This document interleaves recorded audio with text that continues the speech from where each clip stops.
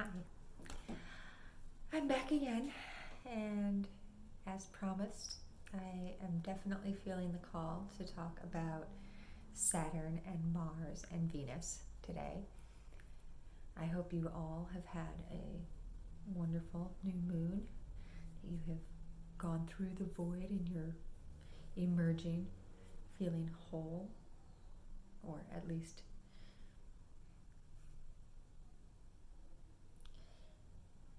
finding your way to wholeness.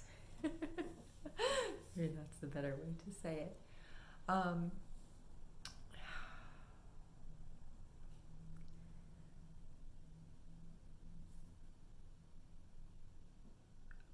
the 4th or 5th of April, so a couple days from now, I'm recording this on the 1st of April, Saturn and Mars are having a meeting of the minds. Now, Venus and Mars have been dancing together pretty much all year now. They had a lot of, they were having a big old dance party, you may remember, in February with Shiva and Vesta with them. They move faster than Shiva and Vesta, who are both asteroids, so they have left them back in a couple of weeks ago. It's, these things are a little mutable. But as they've been moving, first Venus and soon Mars have moved through where Saturn has been living. And now Saturn has been in a square off with Uranus for the last couple of years, and it was really strong. It was one of the main energies of last year, at least astrologically speaking, and it's still very functional, and it's going to come to exact again later in this year. But there is this new energy now with Saturn and Mars coming together. At this exact moment,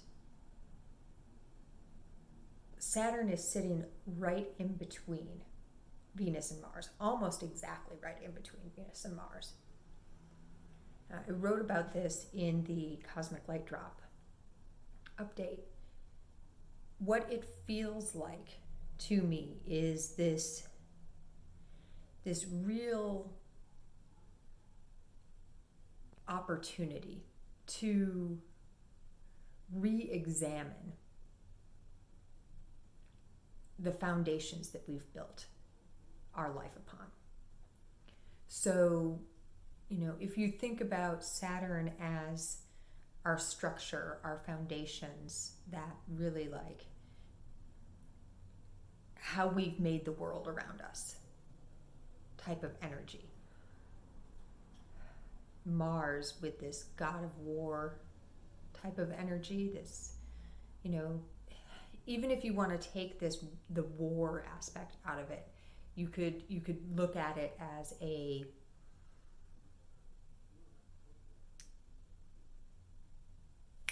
fast moving, need to get this done now. There's this like burning desire to get things done. Mars rules Aries, which is that first sign of the astrological new year, and also the sign we happen to be in right now, and also cardinal fire. So it's very like burning desire. Yeah. Venus is, Aphrodite, goddess of love, on one level, and Venus and Mars are kind of considered a cosmic couple. They do dance quite every year and a half or so. So them having a conjunction is not unusual. It's just the length of this conjunction that's been unusual this year. It's lasted probably at least a month longer than it normally would. But the sense with Venus in this place is not just about like make myself attractive love, make myself attractive to a partner, attract, magnetize, like that sort of energy exists within Venus's archetype. But the way that it's feeling at this moment is as if Venus and Mars are sitting and negotiating. It's funny. Okay, so I'm laughing because they're about to separate from their conjunction. They're moving further and further apart, and Mars is coming closer to Saturn, but Venus is moving farther away. So they are, it feels like they're negotiating their separation. That was what I was laughing about. Like Saturn is there as the mediator in their divorce, almost. And as they are looking at rebuilding their new life individually of one another, they're examining all of the things that went on over the course of their relationship and maybe looking at those places where this didn't work. So maybe going forward we can build in this way instead. So, there's shadow aspects to everything, obviously. Like there is a way for any energy to present in a distorted or I don't like to use dark because to me dark, even distorted, it's not necessarily bad. It's just it's not the highest form that energy can represent as. And that's something with Saturn as well. Saturn gets a really bad name, a bad rap. But to me, there's this amazing energy with Saturn of like, let's re-examine all of our ways of being. And it's important to have a strong foundation as well. Like as you're building something new, making sure that what you're building on is strong, is not going to fall away at the slightest breeze. Which I guess that I'm being asked to put it that way, not going to fall away at the slightest breeze, because there was something else that I discovered that I think is really amazing. And that is that this conjunction between Saturn and Mars and Venus is actually in a grand Air Trine right now with the asteroid that's named after Isis and the star Sirius. Oh no, I'm sorry. It's with the star Arcturus. I'm so sorry. Sirius is busy doing other stuff in Grand Trines. I've spoken a little bit about Arcturus in the past. I'll put some links about to those places where I've spoken about Arcturus, but just to kind of give a little bit of a flavor, Arcturus is a kind of terminal point, a transition point. The energy is very like the place that you stop in between the next place that you're going. You pass through Arcturus, and maybe you get your marching orders. You get to negotiate there. That's one of the places where you maybe negotiate some of the riders and terms in your soul contract. and then go off to your next place. So it's kind of interesting, right? Like this place where you negotiate, where you have all of your ideas about what you incarnate with, the baggage that you incarnate with, and the gifts that you incarnate with, and how maybe you can work through and with all of those throughout that incarnation, are lined up in an air trine. And air is very mental.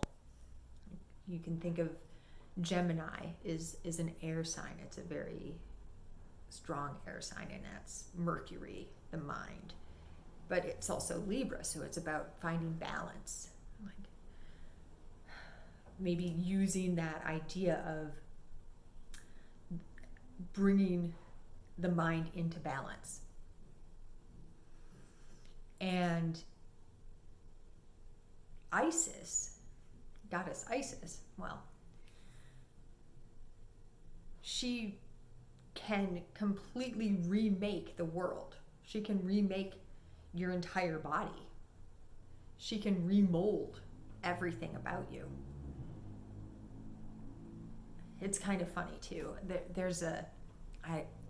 If you've ever read the book or seen the movie Hitchhiker's Guide to the Galaxy, there's a running joke in this movie and in the book. And it's that the answer to life, the universe, and everything is the number 42. And the whole premise of the book basically is trying to figure out why the fuck is it 42. Isis's asteroid number is 42. And it's just, I mean, that's hilarious, right? The answer to life, the universe, and everything. The big question, Isis. Oh, cosmic jokes are so funny. So if you can feel into, I was going to say think, or maybe because this is an Air Grand Trine, it feels like you want to think about it. You want to like let it swim around in your mind. This idea of how are you building your foundations? Are you building them from a place of love? Or are you building them from a place of fear, anxiety, a rush to get it done rather than allowing it to blossom as it's meant to? And that feels like it's really strong, and the mental body can get really hung up on this, right? Like, I need to get this done now. And we've got that cardinal grand cross that I talked about the other day. So there's a lot of fast moving energy, a real drive. And new moons are about that too. Like, it's time to reemerge, to birth all of this new stuff. I've let go of everything. I went to the void point, and now it's time to be born. And let's get started. But you know, when a baby is born, they don't just jump out of the womb and start running around the house. They have months and months and months and months of sleeping, of crying, of doing nothing but eating and shitting and sleeping and crying. And that's okay. Like, I was in a circle earlier this morning, and we were all asked, like, what word resonates with you right now if you like go into your being. And the first word that resonated was emerging. And then we were asked to like take it a layer deeper. Can you go a little bit deeper with it? And when I went a little bit deeper, the word that came in, and I could feel myself judging this, but it's starting to make a little more sense now, was restructuring. And the reason I was judging it is, if I'm emerging, why am I still restructuring? Like, shouldn't I be done? Like, if I'm coming out of the cocoon or out of the egg, whatever, chrysalis, bursting out of the ground, shouldn't I be complete? I shouldn't need to restructure. But in fact, that's just the first stage. That emerging is just the first stage. If you're a butterfly, you need to eat a lot. If you're a bird, you need to eat a lot and just sit there and wait until your wings are strong enough for you to fly. If you're a plant sprouting out of the ground, you're in a constant state of restructuring all of your membranes and cells until you reach a point of maturity. So as much as my mental plane was like, you can't be restructuring and emerging at the same time. Feeling into it in this way now, it makes perfect sense. And this energy of Saturn is feeling very like, so this conjunction is happening in Aquarius, which is about new. It's about birthing new technologies. Let's find the newest, bestest thing.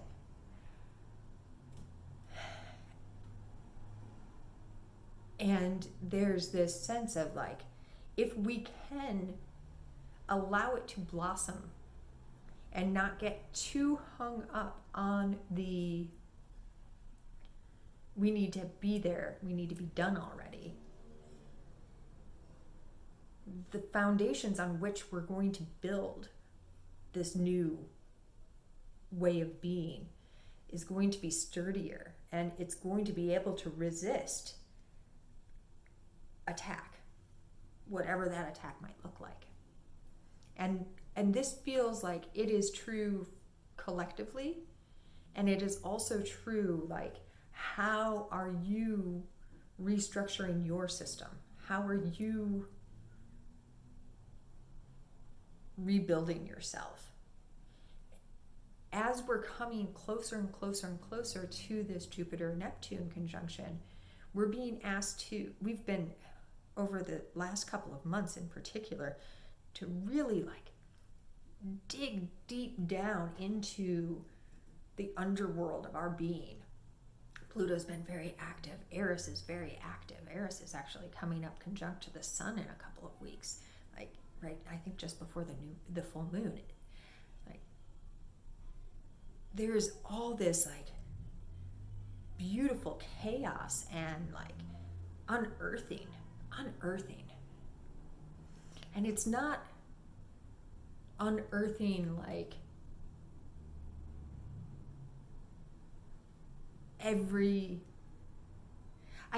the picture I'm getting is like an earth mover.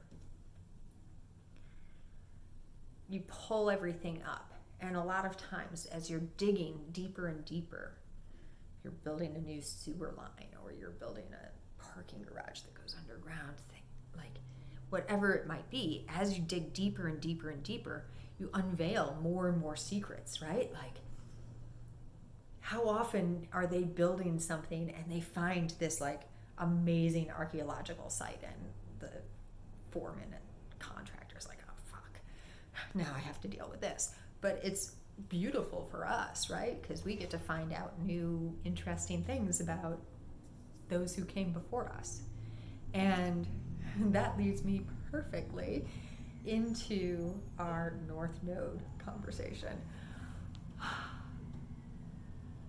So if we are feeling into this Arcturus Isis Grand Trine with the Saturn and Mars and Venus conjunction, and these abilities to re-examine how we found ourselves, there is this amazing energy. The North Node is also square this conjunction. So the North Node is our destiny line. Like, where are you going? Where are you going? Where are you going? So if we're thinking about and feeling into this, giving us this opportunity to examine all of the ways that we build our foundations, how we are building our foundations going forward. And I remember that Chiron is also involved in this conjunction. Is it also a square? I think it might be. Which is, how are our wounds going to help us as we move forward and build our new foundations? Can we allow our wounds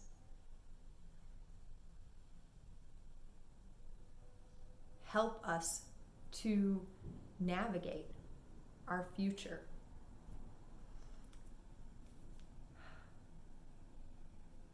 Hecate and Uranus are also very close to the North Node right now. Hecate and Uranus are right on top of each other. And this is where Sirius comes in. Sirius and Hygieia have been in a trine for a while. Sirius, by our standards, doesn't move. And Hygieia is an asteroid, moves very slowly. So they're trine for a while. And they were activating the North Node quite a bit. They were activating a lot of the Venus-Mars energy, and now they're activating this Hecate-Uranus conjunction. Saturn and Uranus, as we know, has also been in that square. So if we think about Uranus, that's another, that's new again. That's new. And Hecate's that medicine woman, queen of the witches energy. She's going to unearth all of your secrets as well.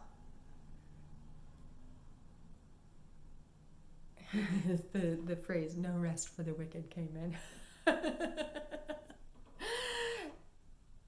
Let me feel into that, because there's something in there. We are in this time of amazing, intense soul growth. And we may be feeling exhausted, holy shit, more. And at the same time as all of this amazing growth is happening, we're living in a construction site, a demolition construction site. Everything's being torn down while we're rebuilding, while we're re-energizing. And there's that emerging and restructuring again at the same time, right? Emerging.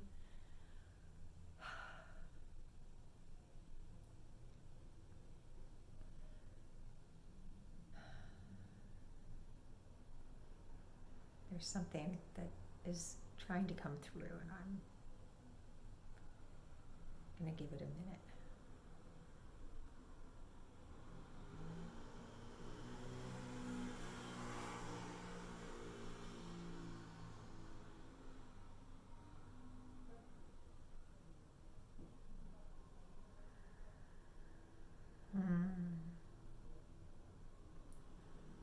It feels like that's the thing. It wasn't necessarily anything more than remembering the pause and the breath and allowing yourself to find stillness. Everything's moving really fast right now. And in addition to this Aries energy and this Mars energy and all of the ramping up for this Jupiter-Neptune conjunction that's happening on the 12th, we also don't have any planets that are retrograde, and we won't until the end of April. And then it'll be Pluto, of course. Pluto leading the way into the underworld.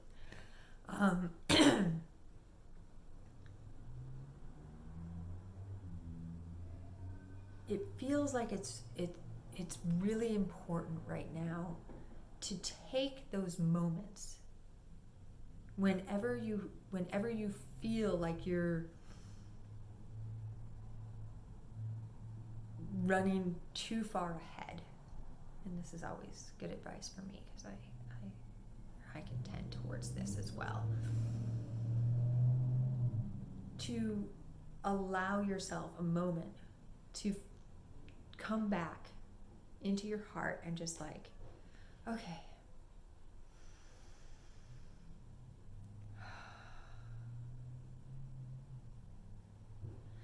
I've had a couple of different mantras that have worked really well for me with this. One is, you lead, I'll follow, which I sing to my heart. When I was on my walk this afternoon, it was,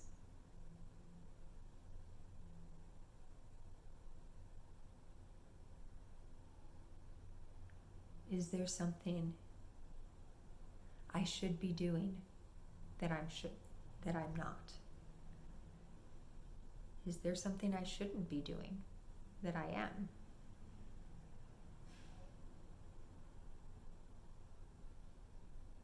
Is there something I should be seeing, but I'm closing my eyes to?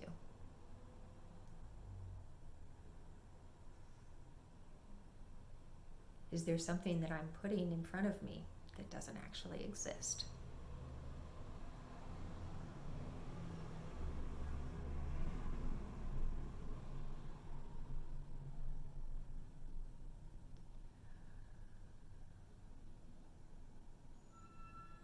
And when you're in your heart space and you ask yourself questions like this, instead of letting your mind answer,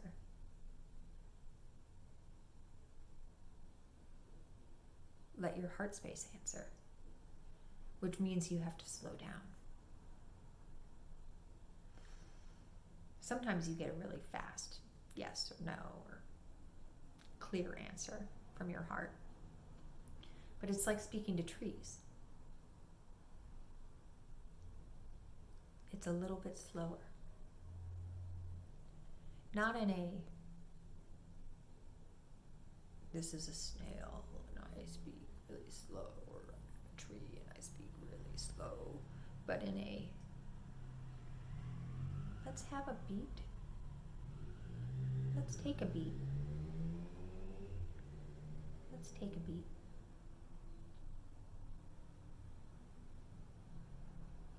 And maybe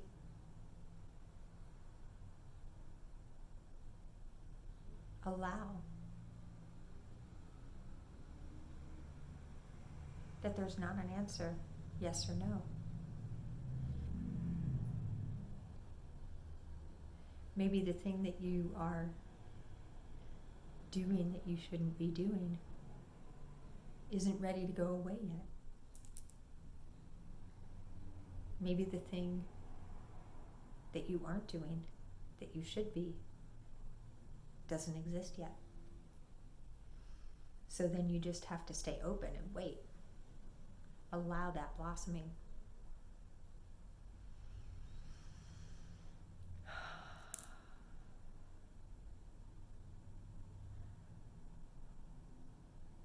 When you're playing around with what is your soul purpose, who are you, which are these big chironic questions, right? Big North Node questions. Allowing the emergence of your answer, of your being, is really important. I suppose the truest thing that I could share about the energies right now is there is a lot of momentum. There is a lot of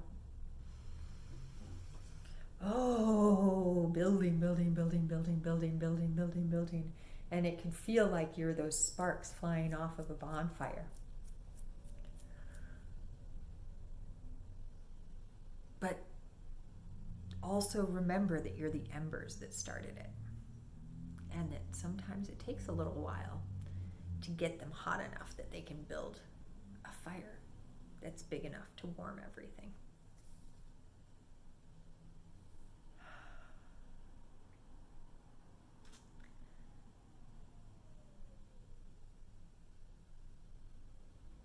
It feels really important to just share the importance of staying in your heart during this building process. Allowing yourself to view any dis-ease, discomfort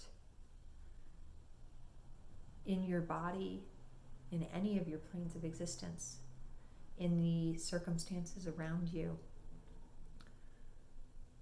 with love and with compassion. We're all on very different journeys, even though we're all on the same planet. And it can be really easy to forget that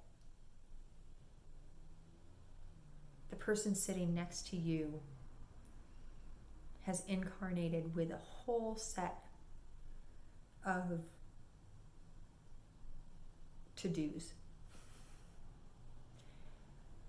All of the stuff from their ancestors, from their current incarnation, from past incarnations,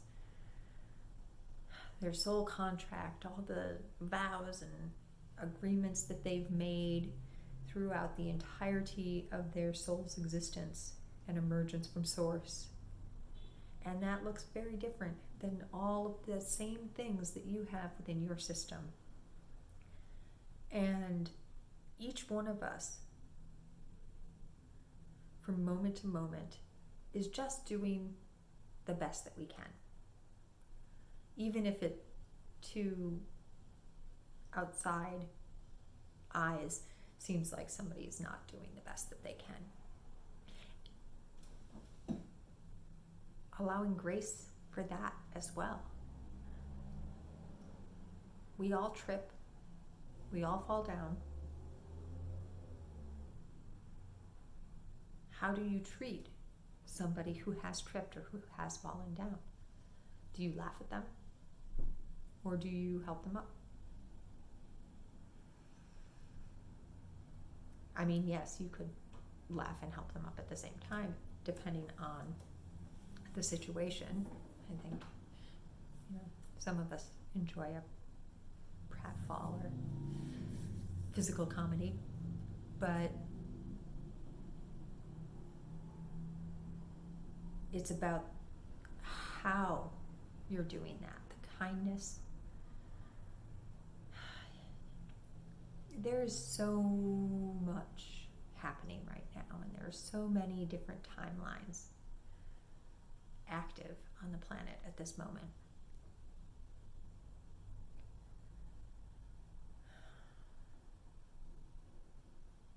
It's really beautiful. It's really chaotic. It can be really scary.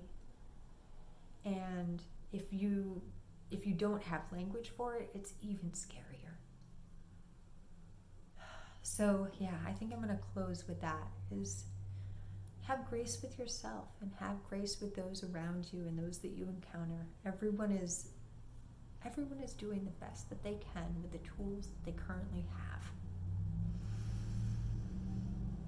And so are you. So am I. Love you so much, always, from all the dimensions. And if you enjoyed this video or any of my others, I would love it if you would subscribe.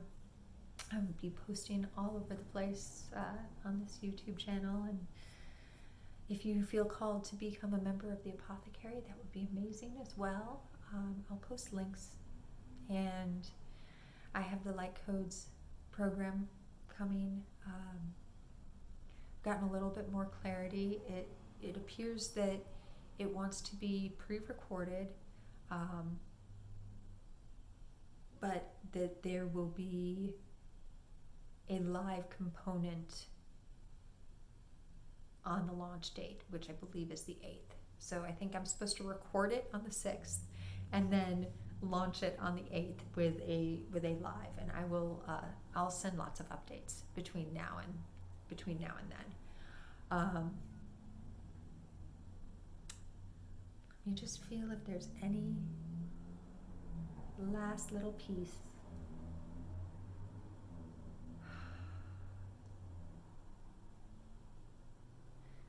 As Bill and Ted said, be excellent to each other. With so much and many loves from all the dimensions.